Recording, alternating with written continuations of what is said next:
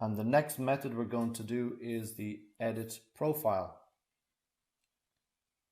So editing the profile is exactly the same as editing the boundary of our floor. So to do that, we'll just select our wall, and in the contextual tab, there's our edit profile.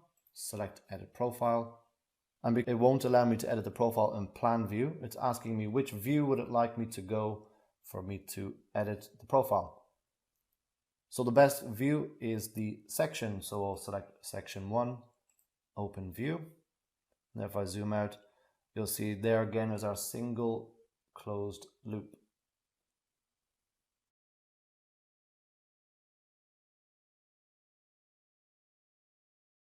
Next, what I'm going to do is I'm going to draw the opening myself.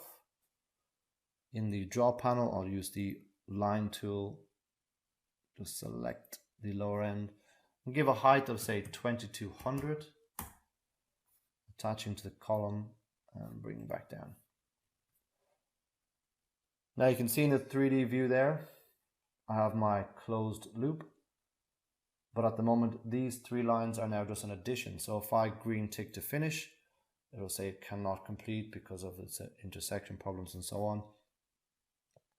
So I'll click on continue, and I need to delete this lower segment here. So that lower segment there, I'll use the split element tool, split, and it's removed.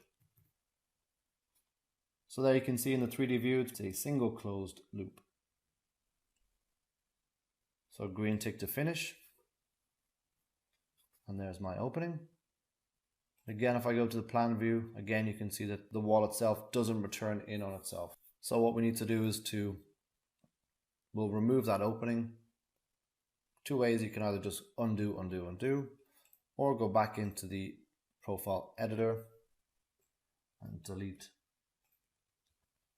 what we've drawn. Bring it back to be a closed loop. Green tick to finish, and there's our wall back.